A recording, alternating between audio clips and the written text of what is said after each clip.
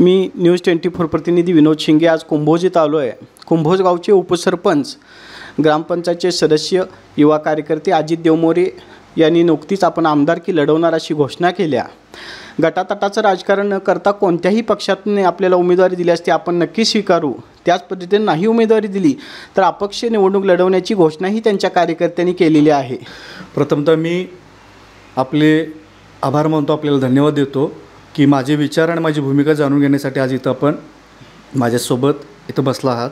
तर माझे असे विचार आहेत की मी 2019लाच ही इलेक्शन लढवणार होतो, पण काही कारणास्तव त्यावेळी मला 2 पावलं मागे घ्यावी लागले आणि मला म्हणावं तसं माझ्या विचाराला पटण्याजोगं हे शाश्वत विकास जो असतो, सर्वांगीण विकास, हे शाश्वत विकास या मतदारसंघाचा होत नाही आहे। त्यामुळं जे माझ्या विचारानं या मतदारसंघाचा जो काही सर्वांगीण विकास करायचा आहे तो माझ्या विचारानं, माझ्या बुद्धीनं मला करून घ्यायचा आहे, म्हणून मी ही लढाई लढण्यास आता निश्चय केलेला आहे। आपल्याला अनेक पक्षाच्या माध्यमातून ही निवडणूक लढवावी अशी ऑफरही आलेली आहेत, परिणामी आपण अपक्षच निवडणूक लढवण्याची नेमकी का घोषणा करताय?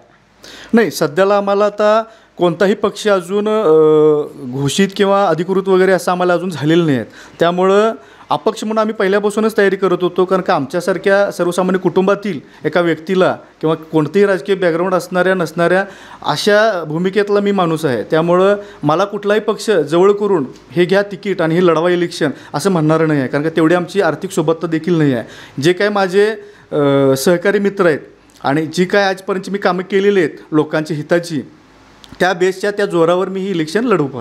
सध्याचे विद्यमान आमदार राजू आवळे असतील, आत्ताचे मला वाटते माहिती उमेदवार अशोकरावजी माने असतील किंवा माजी आमदार डॉक्टर सुजित मिंचेकर असतील, यांच्याशी आपले असणारे मैत्रीपूर्ण संबंध व आत्ता नेमकी त्याच घटकेला आपण त्यांच्याच विरोधात उमेदवारी लढवण्याची घोषणा करताय, यामध्ये नेमका काय फरक आहे?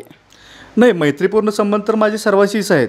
मला कोणाशीही विरोध किंवा कोणाच्यावरही टीका करायची नाही, पण ज्या पदावर जी व्यक्ती असते त्या पदाचं त्यांना जबाबदार म्हणून, जे की आता मी एक छोटंसं उदाहरण देतो।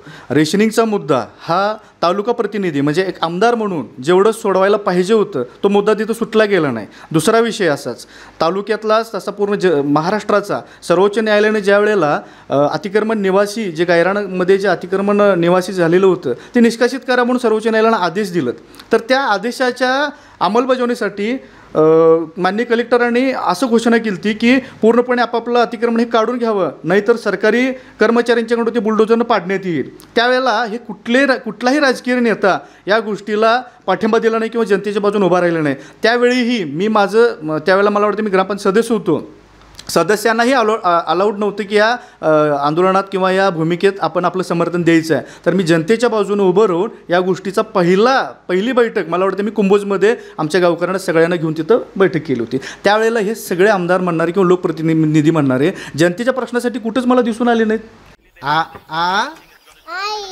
येस ब ब क क कणीदार, ख ख खमंग, ग ग गोकुळ,